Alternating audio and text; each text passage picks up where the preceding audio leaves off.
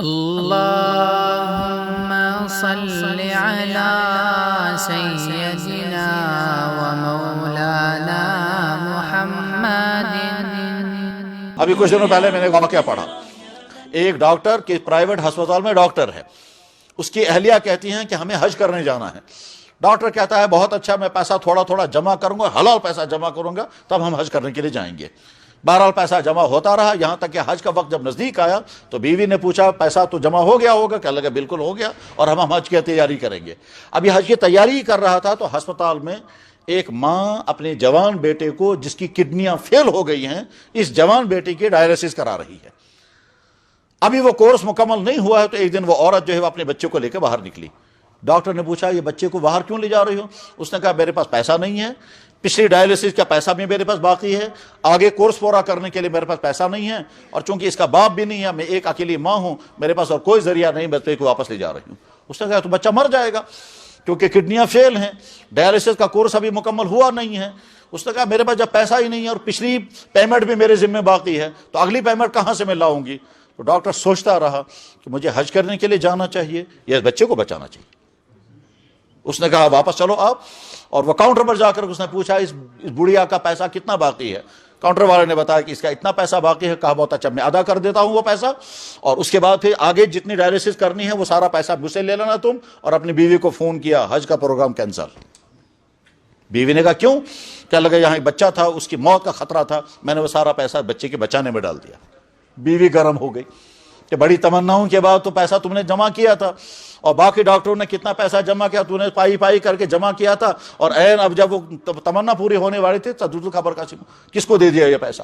بہرحال ڈاکٹر اور بیوی کے درمیان انبن ہو گئی، لیکن وہ اس نے برداشت کیا۔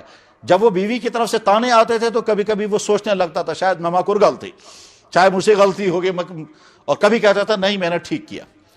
ہسپتال پرائیویٹ ہے، حج کا پروگرام ان کا کینسل ختم ہو چکا ہے، گورنمنٹ کے ذریعے سے جو حاجی جانے والے تھے وہ جا چکے ہیں۔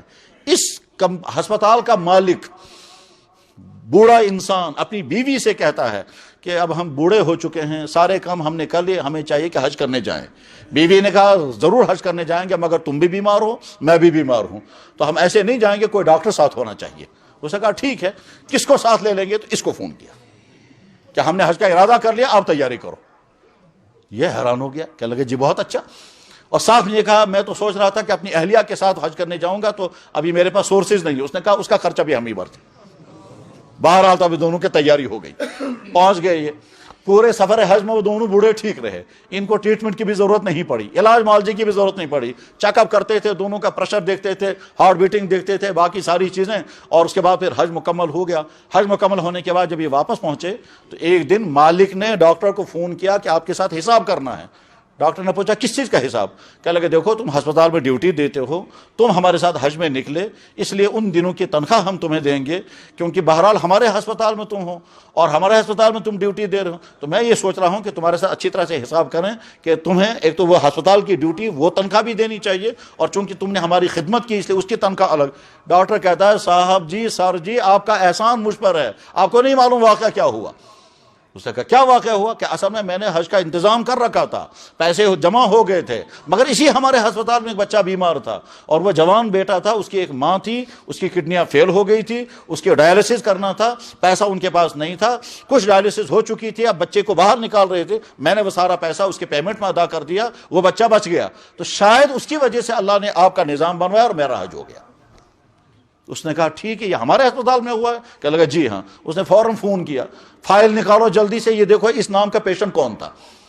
چنانچہ جب فائل نکالے گئے تو اس نام کا پیشنٹ جب نکلا تو اس نے فوراً یہاں سے اس نام کے پیشنٹ کے جتنے پیمنٹ آئی ہے وہ سارے ان کو واپس کر دو، اور اس ڈاکٹر نے جتنا پیسہ دیا تھا وہ اس ڈاکٹر کو واپس کر دو، ٹھیک، کیونکہ میرا حج بھی ہو گیا وغیرہ۔ اب یہ ڈاکٹر کہتا ہے یا اللہ، آپ نے ایک تو طویل زمانے تھا تو میرے پاس انتظام ہی نہیں ہو پا رہا تھا، اب میں نے پائی کر کے حلال پیسہ جمع کیا، وہ میں نے اس پیشنٹ پر لگایا، اخیر میں اللہ نے حج بھی کرا دیا اور پیسہ بھی واپس کر دیا۔ اللہ کی قدرتوں کی کوئی انتہا نہیں۔